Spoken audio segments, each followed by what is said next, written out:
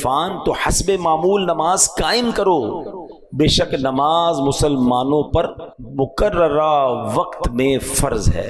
کیا خوبصورت اشعار ہیں۔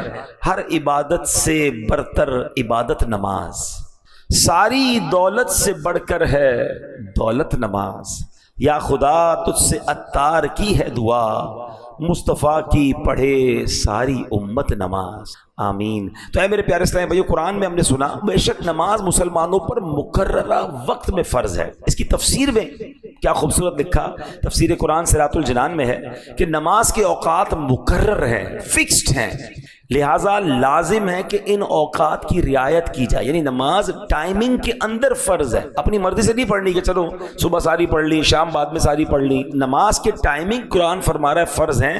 اچھا، بعض لوگوں نے یہ بھی سوال پوچھا کیا قرآن کریم میں 5 نمازوں کے وقت کا ذکر بھی موجود ہے؟ یہی سوال ایک مرتبہ سلطان المفسرین حضرت عبداللہ ابن عباس رضی اللہ تعالیٰ عنہما سے پوچھا گیا۔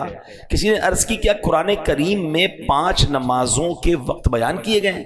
فرمایا ہاں، قرآن کریم کی 2 آیات میں 5 کی 5 نمازوں کے وقت جمع کر دیے گئے ہیں۔ پھر آپ نے پارہ 21 سورہ روم کی آیت نمبر 17 اور 18 کی تلاوت کی۔ اب ذرا غور سے سنیے کہ قرآن میں 5 نمازوں کا ٹائمنگ کیسے بیان ہوا۔ اللہ قرآن میں فرماتا ہے فَسُبْحَانَ اللَّهِ حِينَ تُمْسُونَ وَحِينَ تُصْبِحُونَ وَلَهُ الْحَمْدُ فِي السَّمَاوَاتِ وَالْأَرْضِ وَعَشِيًّا وَحِينَ تُظْهِرُونَ۔ آسان ترجمہ قرآن کنز العرفان، تو اللہ کی پاکی بیان کرو جب شام کرو اور جب صبح کرو، اور اسی کے لیے تعریف ہے آسمانوں اور زمین میں، اور اس وقت جب دن کا کچھ حصہ باقی ہو اور جب تم دوپہر کرو۔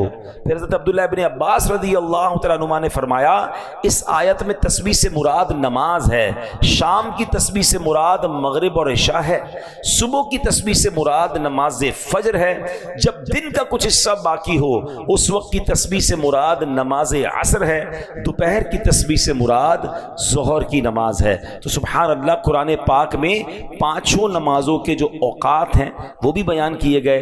اچھا، اب وقت کے اندر نماز پڑھنا لازم، ایک بھی نماز کا گزار دینا یعنی قضا کر دینا بہت سخت گناہ ہے۔ بندے کو کیسی مجبوری ہو، جب تک شریعت اجازت نہ دے نماز کو اس کے وقت سے ہٹانا، مثلا یہ سوچنا کہ یار ابھی ظہر میں مصروف ہوں، عصر کے ساتھ پڑھ لوں گا، مغرب اور عشاء ایک ساتھ پڑھ لوں گا، یہ ہرگز جائز نہیں ہے۔ اب ذرا غور کیجئے گا نماز ٹائمنگ میں کتنی ضروری ہے کہ ایک مرتبہ ایک جنگ کا موقع ہے، مسلمانوں اور کفار کی جنگ ہو رہی ہے۔ اچھا، کافروں کو پتا تھا کہ مسلمان نماز کے بڑے پابند ہیں، عصر کی نماز کا وقت ہونے والا تھا، انہوں نے پلان کیا کہ جب یہ عصر پڑھیں گے نا ہم اسی وقت اٹیک کر دیں گے ان پر۔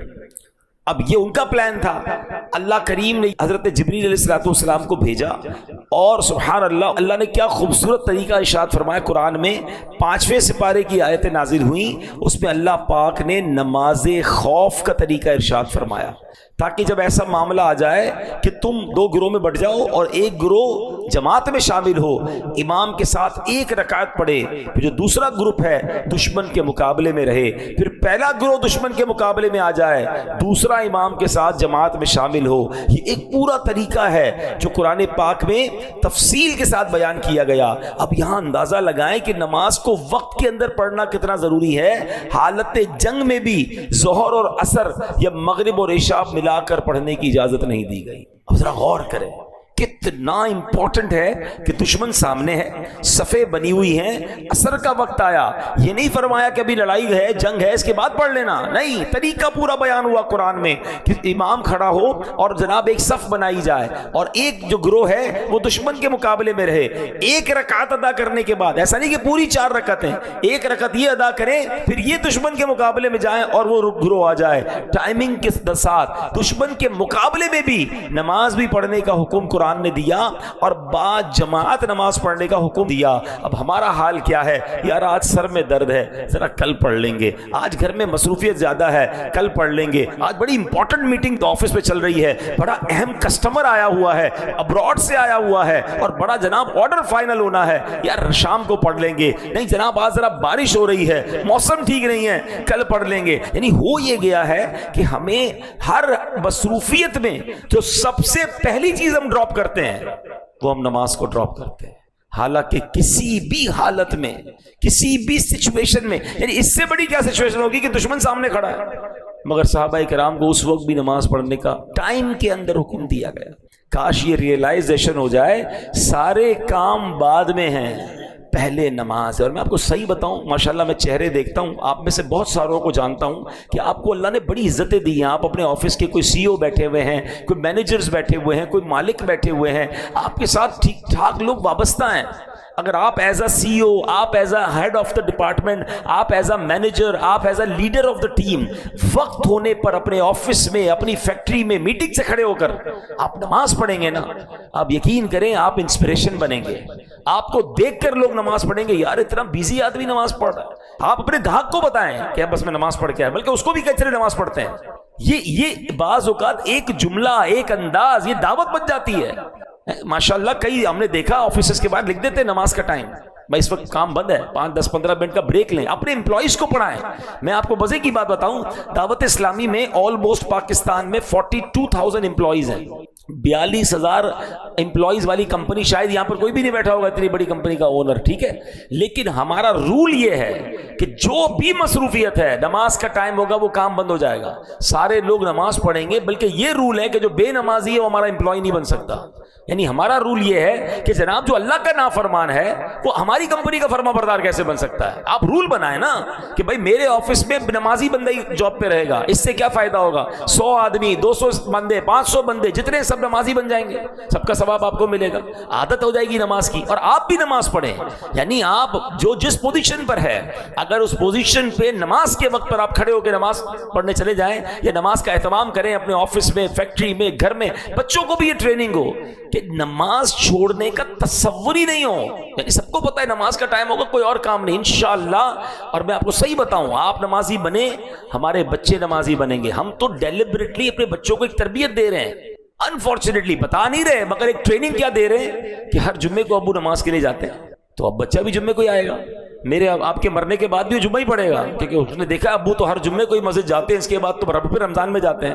یہ پوری ٹریننگ ہم ڈیلیبریٹلی دے رہے ہیں اپنے بچوں کو، اور ہمارے مرنے کے بعد بھی جمعہ ہی پڑھیں گے. تو آج ہم نے سنا کہ ایٹ اینی کاسٹ نماز قضا نہیں ہوگی. مفتی امجد علی اعظمی صاحب جنہوں نے بڑی کمال کی فقہ کی کتاب لکھی بحر شریعت، آپ نے اس میں ایک مسئلہ لکھا کہ اگر بندہ کشتی میں جا رہا ہے، کشتی اللہ نہ کرے طوفان کی نظر ہو گئی، ٹوٹ گئی، ایک بندے نے تختہ پکڑ لیا، تختے پہ بڑی مشکل سے بیٹھ گیا.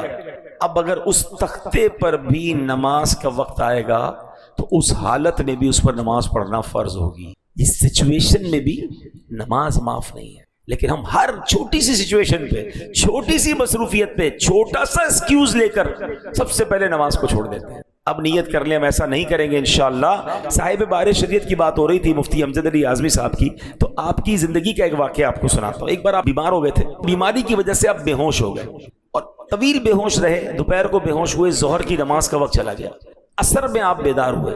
جیسے ہی ہوش آیا پہلا سوال یہ کیا کہ ظہر کا وقت باقی ہے؟ تو کسی نے بتایا حضور ظہر کا تو وقت چلا گیا ہے.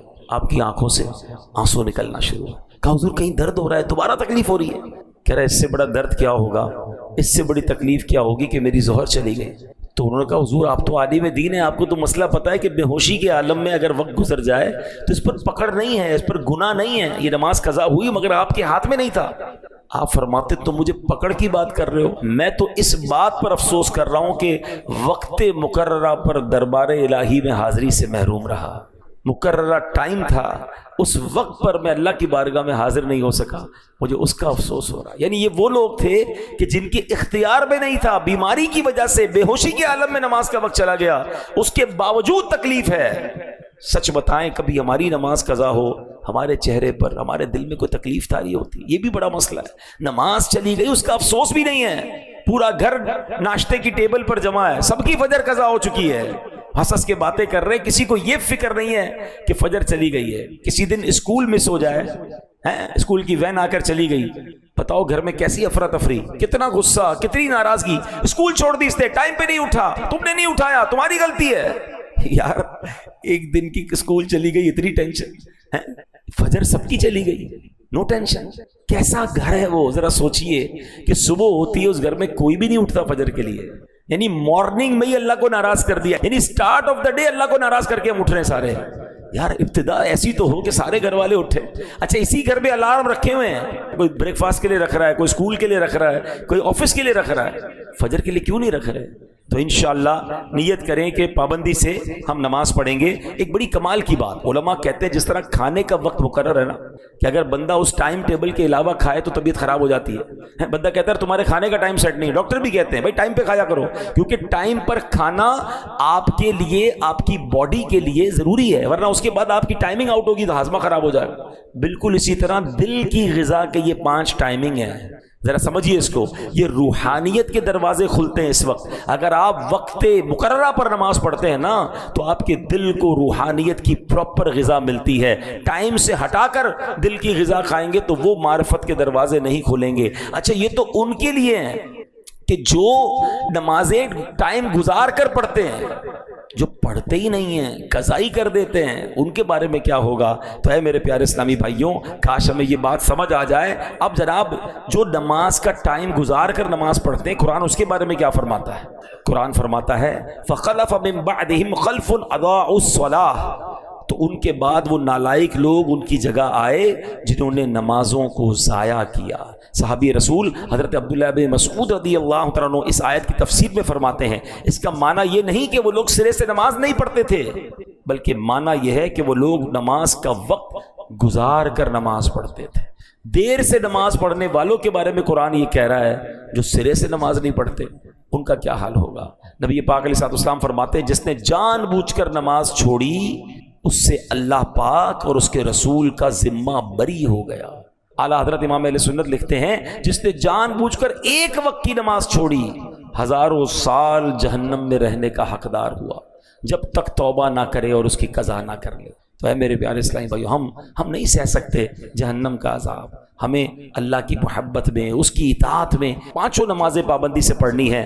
منقول ہے بروز قیامت نمازوں میں سستی کرنے والا اس حال میں آئے گا کہ اس کے چہرے پر 3 لائنیں 3 سطریں لکھی ہوئی ہوں گی, اے اللہ کا حق برباد کرنے والے, اے اللہ کے غضب کے ساتھ مخصوص, جس طرح دنیا میں تو نے اللہ پاک کا حق ضائع کیا, اسی طرح آج تو بھی اللہ پاک کی رحمت سے مایوس ہو جا. کہاں جائیں گے ہم اگر اللہ کی رحمت سے مایوس کر دیا گیا؟ ایک مشورہ دے دیتا ہوں, نماز کے ٹائمنگز پراپر پتہ چل جائیں. موبائل اپلیکیشن ہے پریئر ٹائمنگ, ٹھیک ہے, پریئر ٹائم, یہ دعوت اسلامی پریئر ٹائم آپ لکھیں گے, ایپ اسٹور پہ بھی ہے, پلے اسٹور پر بھی, اس کو ڈاؤن لوڈ کر لیں. One of the beautiful application ہے, پوری دنیا میں آپ کہیں بھی چلے جائیں, ایون آپ جہاز میں ہیں, آپ اس کی لانگیٹیوڈ ایٹیٹیوڈ جو بھی لکھیں گے آپ کو جہاز کے اندر کا ٹائم بھی وہ بتا دے گا. دنیا بھر کے لاکھوں مقامات کا اس میں نماز کے ٹائمنگ مل جائیں گے, قبلہ ڈائریکشن مل جائے گا, وظائف مل جائیں گے. کب انڈرسٹینڈنگ آف قرآن کریں گے؟ میں نہیں کہتا, ہونا تو یہی چاہیے کہ مسلمان ہونے کی حیثیت سے مجھے اور آپ کو پورا قرآن ایک بار تو زندگی میں ہم نے ترجمہ اور تفسیر سے پڑھا ہوتا. یار کم از کم یہ تو ہو سکتا ہے نا, جتنا نماز میں قرآن پڑھتے ہیں اتنا تو سمجھ لیتے, اس کو تو انڈرسٹینڈ کر لیتے, قرآن کی چند مشہور صورتوں کا معنی تو پتا ہوتا. مگر خشوع و خضوع کا تو عالم یہ ہے کہ نماز میں دھیان ہی کہیں اور ہوتا. لوگ کہتے بھی ہمارا دھیان کہیں اور ہوتا. وہ مشہور چٹکلا ہے نا کہ ایک صاحب آئے, عشاء کی جماعت چلی گئی, رونے لگ گئے. تو نمازیوں نے کہا یار نہیں رو بھائی, اتنی نماز سے محبت, اتنی جماعت سے محبت کہ جماعت چلی گئی اب رو رہے. کہتے یار بات یہ نہیں ہے, مسئلہ یہ کہ روز دکان بند کر کے عشاء کی جماعت میں آتا تھا, امام صاحب 4 رکعت پڑھاتے تھے, میں پورا حساب ملا لیتا تھا. اب جماعت تو چلی گئی, اب حساب کب ملاؤں گا اور نماز کب پڑھوں گا؟ ایکچولی نماز کیا ہے؟ اللہ کی بارگاہ میں حاضری ہے. آپ کسی بہت بڑی شخصیت کے پاس, بڑے سیٹھ کے پاس, جس کے پاس آپ کی فائل رکی ہوئی ہو, اس افسر کے پاس جائیں تو دھیان کدھر ہوتا ہے؟ بالکل اس کی طرف فوکس, ہاتھ بندھے ہوئے, سر میرا چھوٹا سا کام, پلیز سائن کر, اتنی اس سے لجاجت, اس کی طرف فوکس. اور خدائے احکم الحاکمین کے دربار میں آنا ہے, دھیان کہیں اور ہے. سوچ کہیں اور ہے. خود سوچو, شرم آنی چاہیے. جس کا نماز میں دھیان کہیں اور ہوتا ہے اس کو خود ہی اپنے آپ سے شرم آنی چاہیے. اور یہ شرم ہی, یہ گلٹی ہی تمہیں دھیان دلا دے گی, تمہیں خشوع دلا دے گی. اور دوسری بات کہ آپ ایٹ لیسٹ کم از کم 30واں پارہ ترجمہ تفسیر سے 2-3 بار پڑھ لیں. جب پتہ چلے گا نا کہ آپ بات کیا کر رہے ہو, الحمدللہ رب العالمین الرحمن الرحیم مالک یوم الدین, اب آپ قرآن کے ساتھ ہوں گے, نور کے دریا میں تیر رہے ہوں گے. رحمان کی بات ہو رہی ہے, رحیم کی بات ہو رہی ہے, اب اللہ سے التجا ہو رہی ہے, ایاک نعبد و ایاک نستعین, اے اللہ ہم تیری ہی عبادت کرتے ہیں, تجھی سے مدد چاہتے ہیں. اب آگے چلیں گے, اے اللہ اس راستے پر چلا دے جو تیرے پسندیدہ بندوں کا راستہ ہے, اس راستے سے بچا لے جو تیرے غضب والوں کا راستہ ہے. اب جناب رحمت کی آیتیں آئیں گی, دل جھومنے لگے گا. عذاب کی آیتیں آئیں گی, آنسو بہنے لگیں گے. واللہ میری بات کو سمجھ لو, جس کو قرآن سمجھ آنے لگ گیا نا, کبھی کبھی جب اچھا قاری تلاوت کرتا ہے, امام صاحب تلاوت کرتے ہیں نا, جن کو قرآن سمجھ آ رہا ہوتا ہے نا, وہ کہتے ہیں امام صاحب رکوع میں نہ جائیں, اور تلاوت کریں, اللہ کی اور باتیں سنائیں, ہمیں اور قرآن کی باتیں سنائیں, کیونکہ قرآن کے ساتھ وہ اٹیچ ہو جاتے ہیں. لیکن جس کو انڈرسٹینڈنگ ہی نہیں ہے اس کو کیا فائدہ ہوگا؟